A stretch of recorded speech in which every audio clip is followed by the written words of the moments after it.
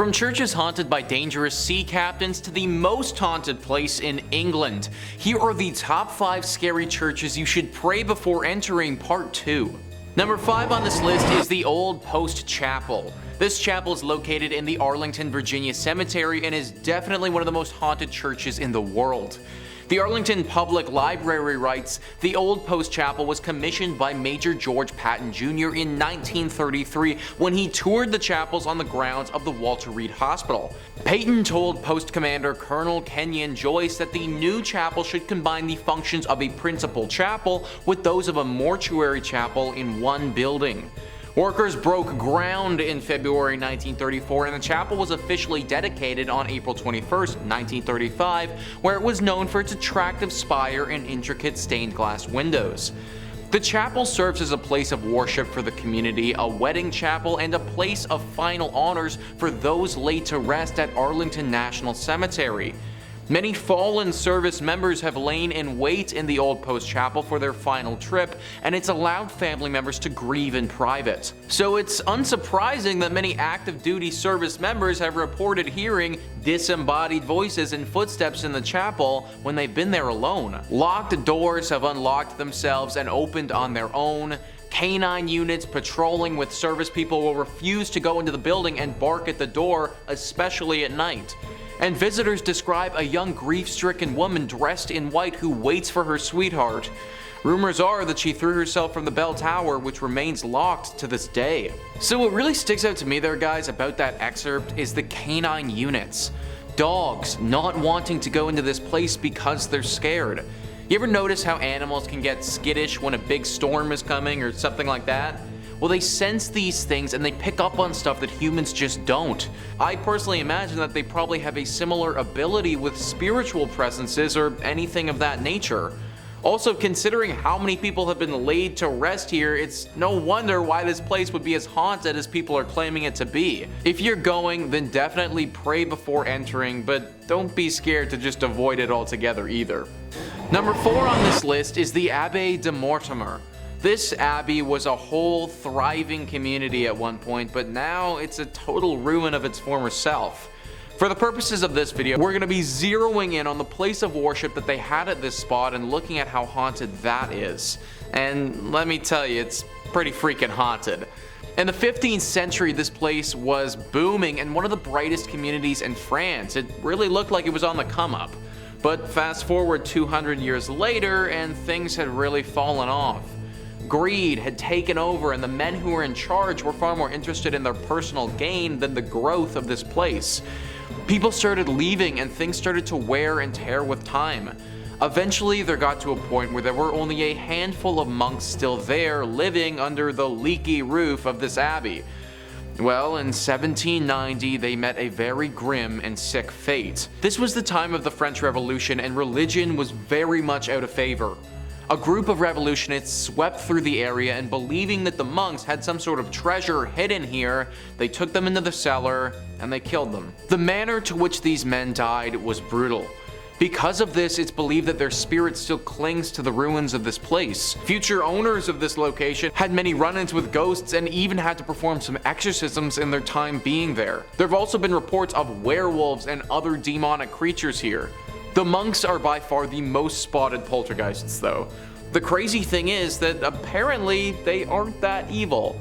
One would think that after their life was so ruthlessly stripped away from them that they would harbor some anger, but apparently they don't. If you do make it out here, then I recommend you pray not only as a form of safety, but also as a sign of respect for the souls of the monks who still live here. Number 3 on this list is the Aquia Espiscopal Church. Heading back to Virginia with this one, this church is located in a place called Stafford. The church itself is rather beautiful and looks super unsuspecting. Some of the other churches on this list in our previous part just gave me the vibe that something was up, but this one doesn't. The outside and the inside make you feel homey and very safe. Problem is, this isn't the case. Only in your state writes, one of the most famous mysteries associated with the church is that of the golden-haired skeleton.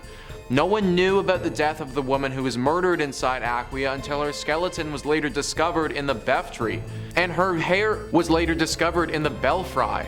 and her hair was still intact, just as blonde as the day she died. At the time, the church had lost funding due to the Revolutionary War, and that might have been the reason why no one discovered her body until later. The event seems equally tragic and mysterious.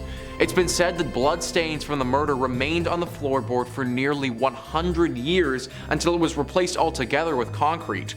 Not so surprisingly, many ghost stories worked their way through the community after the skeleton was discovered. Many parishioners refused to set foot in the church after dark. In the 1900s, people decided to seek evidence of hauntings for themselves.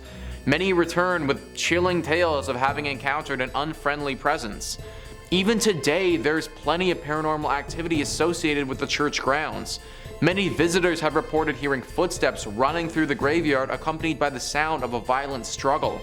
Others claim to see the figure of a young golden-haired woman peering from the balcony window. So clearly this church has got a pretty dark history to it. It's said that the skeleton that was found was of a woman who was murdered by some men prior to the Revolutionary War. The church then closed for the war and reopened after it, so her body would have been stuck here decomposing for probably decades. It's no wonder that her soul hung on to this place and refused to let go. It's honestly really very sad if you ask me, because from all the reports that I read, her ghost isn't evil, it's just a lonely one. It's clear by the way she holds herself that she doesn't want to be stuck in this purgatory place, she just is.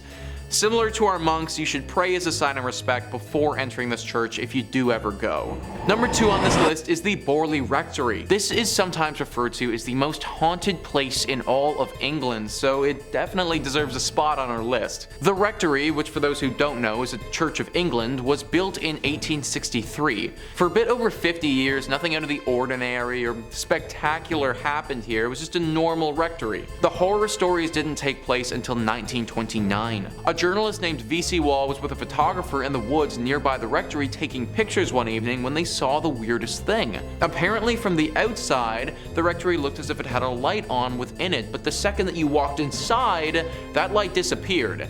This phenomenon baffled both of the men, and they thought that something paranormal might be happening. Wall also reportedly said that he saw a nun that evening, or what looked to be the ghost of a nun, walking in the garden. After they told people about this story, some ghost hunters came forward and provided an explanation. Back in the 1300s, there was a monastery here. At this monastery, a monk had a relationship with a nun. This was found out and resulted in deadly punishment for both people. The nun got it particularly bad though, because she was bricked up alive in the convent walls and left there to die. The story from V.C. Wall brought this place to the public's attention, but apparently ghost stories have been told here from long before as well. Sightings of paranormal creatures have been seen and talked about dating back before the rectory was even built on this land. Clearly this whole area is just inherently cursed and this rectory just happens to be built on it. Strange rapping sounds, bells ringing, objects moving and flying around without anybody touching them. These are all very common sightings at the Borley Rectory. The ghost of this nun is also a regular character here, making herself known to newcomers quite often. If you happen to get really lucky, then you may also see a ghost coach with 2 horses and a headless coachman. Maybe lucky is kind of the wrong word to use here, but this sighting is a lot rarer and doesn't come out to everybody. Either way, the Borley Rectory is way too haunted and should probably just be avoided at all costs. And finally, number 1 on this list is St. Paul's Episcopal Church. This church and the grounds that it resides on is haunted by a number of different ghouls. It's located in the Florida Keys and has seen many a tragedy in its days.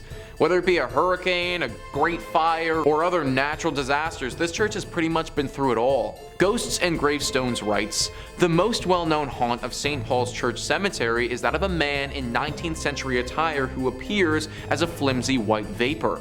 Many believe that it's the spirit of Fleming himself who seems upset.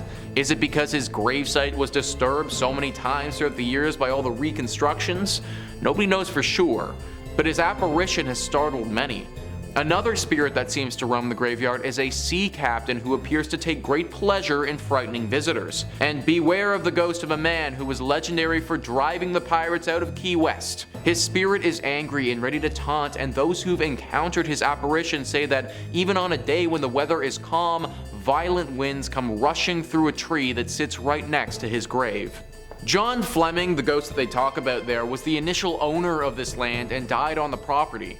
His wife donated said land to be used for the church, but apparently her husband's spirit never left. The story behind the sea captain is unknown. Why he's come here or what happened to him is all a mystery. One thing is for sure though, he is a very dangerous ghost, and many visitors have reported being assaulted and terrified by him. This is definitely one of those churches that I would again avoid altogether, but if you do go, then make sure you say a prayer before entering. And there you have it, guys. That is our list of the top 5 scary churches you should pray before entering part 2. Please let me know in the comments down below what you thought about these churches and some other haunted places of worship that you know of. Also, please hit the like and subscribe button. Thank you so much for watching. I've been your host, Nicholas Playlog, and I'll catch you next time.